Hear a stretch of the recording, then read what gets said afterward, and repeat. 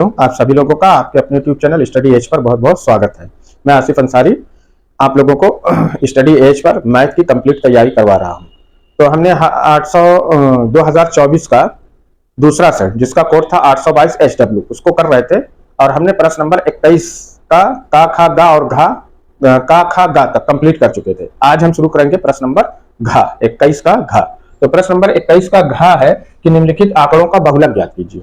तो यहाँ पे देखिए वर्ग अंतराल और बारंबारता दी गई है ना। हमें ज्ञात क्या करना है, बहुलक ज्ञात करना है। देखिए 15 से 20 का वर्ग अंतराल की बारंबारता 3 है, 20 से 25 की कितनी है 8 है, 25 से 30 की 9 है, 30 से 35 की 10 है, 35 से 40 की 3 है, 40 से 45 की 2 है ना। ये राजू प्रकाशन का अंसाल है, आपके पास होगा तो आप क्वेश्चन को मिलान कर लेना।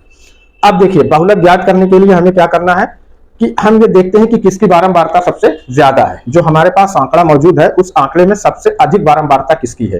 तो हमें देखकर ये समझ में आ रहा है कि इस बारंबारता यानी 10 जो है इसकी बारंबारता क्या है, सबसे ज्यादा है। तो इसे हम मान लेते हैं f, ठीक है। अब इसके ऊपर ये हो जाएगा हमारा f1 और इसके नीचे ये हो जाएगा हमारा f2, ठीक है। अब इसके सामने देखिए इसका वर्ग अंतराल ये जो 30 है ये हो गया हमारा L1 और ये हो गया हमारा L2, ठीक है। इतनी चीज आपको निकाल लेना है। अब यहां से आप h निकाल लेंगे। h बराबर क्या निकालेंगे आप, L2 माइनस L1, यानी कि L2 में से L1 की वैल्यू हम माइनस कर दें तो h बराबर आ जाएगा हमारा 35 माइनस 30, यानी कि h इज इक्वल टू कितना आ गया 5, ठीक। और f1 बराबर कितना है 9, f बराबर कितना है 10 और f2 बराबर है कितना 3। अब देखिए बहुलक निकालने का फार्मूला क्या होता है बेटा, देखिए बहुलक ये बराबर होता है L या L1 है ना, L1 प्लस उसके बाद ये होता है f माइनस f1 अपान 2f minus f1 minus f2 into h। ये फार्मूला इस सब पे रख दीजिए। अब यहां पे देखिए L1 की वैल्यू कितनी है 30, यहां पे हम रख दिया कितना 30 प्लस। अब देखो f बराबर कितना है हमारा 10, यहां पे रखा है 10 माइनस f1 कितना है 9, यहां पे रख दिया 9 अपान 2f यानी कि 2 गुणे कितना हो जाएगा 10 माइनस f1 कितना है 9 और f2 कितना है बेटा, देखो यहाँ पे देखिए 3, ये हो गया इंटू h बराबर कितना है 5। सबको रख लिया। अब उसके बाद हम इसको हल कर लेते हैं। तो ये देखो हो जाएगा 30 प्लस, अब 10 में से 9 निकाले कितना बचा 1 और 2 दहा में कितना हो जाएगा 20 माइनस 9 माइनस 3 कितना आ गया माइनस 12 गुणे 5। यहां तक आई बात समझ में। अब आगे देखो ये हो गया हमारा 30 प्लस, ठीक है। अब 1 बटे, अब 20 में से 12 निकालेंगे कितना आ जाएगा 8, ब्रैकेट हम यहाँ पे तोड़ दे रहे हैं, कितना आ गया 1 बटा 8 और गुणे कितना हो जाएगा 5 यानी 30 प्लस। अब 5 का 1 में गुणा कर दे कितना हो गया 5 बटा 8।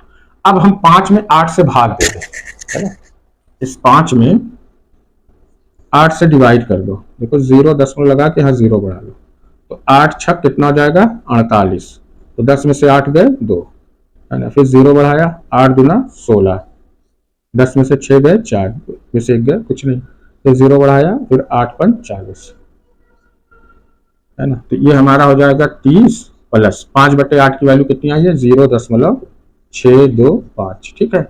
अब इसे हम जोड़ देंगे, 30 में 0 जोड़ा कितना आ गया 30 और 0.625, ये हमारा क्या आ जाएगा बहुलक आ जाएगा।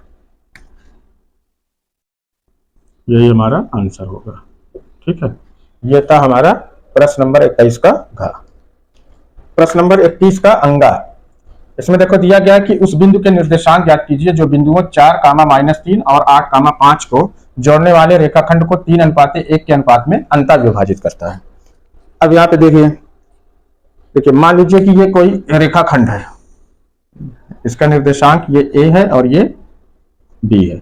अब यहाँ पे कोई बिंदु p है, इसी के निर्देशांक हमें क्या करना है ज्ञात करना है। अब यहाँ पे a का निर्देशांक है 4, -3 और b का निर्देशांक है 8, 5, ठीक है। अब इसको अनुपात को डिवाइड करता है ना, इस p को, इस रेखाखंड को 3:1 के अनुपात में बांट रहा है। तो यहाँ पे देखिए ये जो हमारा होगा ये हो जाएगा x1 और ये होगा y1, ठीक है। और ये हो जाएगा हमारा x2 और ये हो जाएगा y2। और ये जो अनुपात में डिवाइड कर रहा है ये m1 है ये m2 है, ठीक है। तो अब देखो निर्देशांक का फार्मूला क्या होता है ना, जो हमें इस p के निर्देशांक ज्ञात करना है, इसके लिए क्या फार्मूला होता है? ये देखिए होता है कि m1 x2 plus m2 x1 अपान m1 प्लस m2, ये हो गया। दूसरा देखो हो गया हमारा m1 y2 plus m2 y1 अपान m1 प्लस m2, ये फार्मूला होता है ना। इस फार्मूले पे रख करके हम ज्ञात कर लेंगे। अब यहाँ पे हम सबकी वैल्यू यहाँ पे रख दें। देखिए m1 की वैल्यू कितनी है 3 और x2 की वैल्यू कितनी है 8। तो यहाँ पे जो हो जाएगा ये हो गया 3 गुणे 8, ठीक है, प्लस लगाया। अब देखो m2 की वैल्यू कितनी है 1 लगाया, गुणे x1 की वैल्यू कितनी है 4, x1 की वैल्यू कितनी है 4 अपान m1 प्लस m2 यानी कि 3 प्लस 1, ये हो गया। दूसरा यहाँ देखो m1 की वैल्यू कितनी है 3 इंटू, अब y2 की वैल्यू कितनी है, y2 की वैल्यू कितनी है 5 प्लस, अब देखिए m2 की वैल्यू कितनी है 1 इंटू, और y1 की वैल्यू कितनी है -3, -3 अपान m1 प्लस m2, m1 की वैल्यू 3 और m2 की 1। अब इसको हल कर लीजिए, है ना। तो 3 अट्ठे कितना हो जाएगा 24 और 4 एकन्नम 4 बटे 3 एक कितना हो गया 4। अब ये देखो 5 तिहाई कितना हो जाएगा 15 और 3 एकन्नम 3, माइनस प्लस क्या आ जाएगा -3 और 3 एक 4। अब देखो 24 4 कितना हो गया 28 बटा 4, और ये हो जाएगा 12 में से 3 निकाल 15 में से 3 निकालो कितना बचेगा 12 बटे 4। अब यहाँ देखो हम काट देते हैं इसको, है ना, इसको काट देंगे तो ये हो जाएगा 4 सत्ते 28 और ये हो जाएगा 4 तिहाई 12, यानी कि क्या आएगा पी के 7 और 7 और, यही हमारा जो इस पी के निर्देशांक आ जाएंगे और यही आपका करेक्ट आंसर होगा। तो ये था प्रश्न नंबर 21 का अंक। अब आइए देखते हैं प्रश्न नंबर 21 का चा। प्रश्न नंबर 21 का चा है कि y के मान ज्ञात कीजिए जिनके लिए बिंदुओं 5, -3 और 13 y के बीच की दूरी 10 मात्रक है।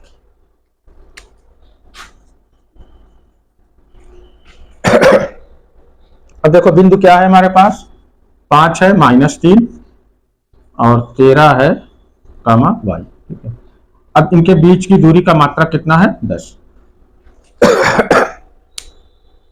अब इसमें ये होगा हमारा, बताओ, ये x1 है, ये y1 है और ये x2 है और ये y2 है। तो दो बिंदुओं के बीच की दूरी, फार्मूला हमारा क्या होता है, दो बिंदुओं के बीच की दूरी ये होती है रूट x1 माइनस x2 का square plus y1 minus y2 का स्क्वायर। अब यहाँ पे सबकी वैल्यू पुटअप करिए। दो बिंदुओं के बीच की दूरी का मात्रा कितना दिया है 10, यहाँ पे हम लिख दें 10 बराबर। अब देखो x1 बराबर कितना है 5 माइनस x2 बराबर कितना है 13, इसका क्या हो जाएगा स्क्वायर प्लस। अब देखिए y1 बराबर कितना है -3 माइनस y2 बराबर कितना है y, ये हो गया। अब हम क्या करना है, हमें दोनों पक्षों का वर्ग कर देते हैं, है ना, या तो एक स्टेप आप आगे कर लीजिए 10 बराबर। अब देखो -13 में से 5 निकालेंगे कितना बचेगा -8 का स्क्वायर, और ये तो हमारा -3 माइनस y का होल स्क्वायर। अब हमें क्या करना है कि दोनों पक्षों का वर्ग कर दे।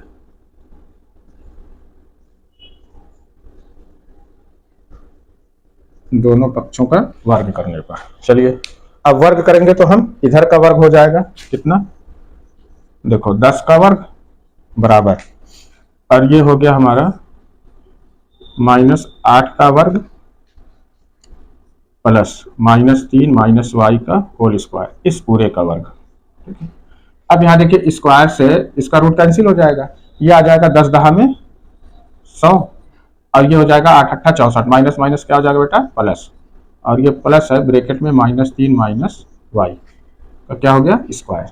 अब इस 64 को हम इधर लेके आए तो 100 माइनस कितना हो गया 64 बराबर बच रहा है हमारे पास -3 माइनस y का होल स्क्वायर। तो ये यहाँ पे अब ये देखिए 100 में से 64 निकाल ले, कितना बचेगा, यहाँ आ जा रहे हैं, यहाँ 36 बराबर कितना बचा, -3 माइनस वाई का होल स्क्वायर। अब यहाँ से हम स्क्वायर हटाए तो यहाँ पे क्या चढ़ा देंगे हम, रूट। ये हमारा आ गया -3 माइनस वाई।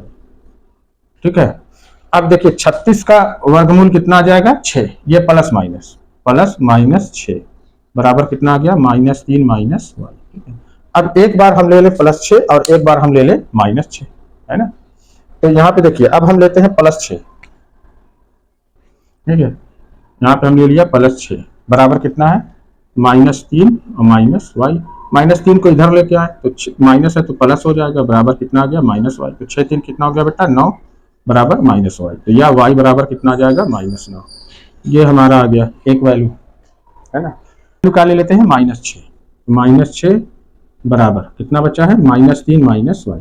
अब -3 को इधर लाएंगे तो क्या आ जाएगा, प्लस। ये आ गया -6 प्लस 3 बराबर यहाँ कितना बचा, -y। अब -6 में से 3 हम निकाल दें, प्लस कितना बचेगा, -3 बराबर कितना आ गया, -y।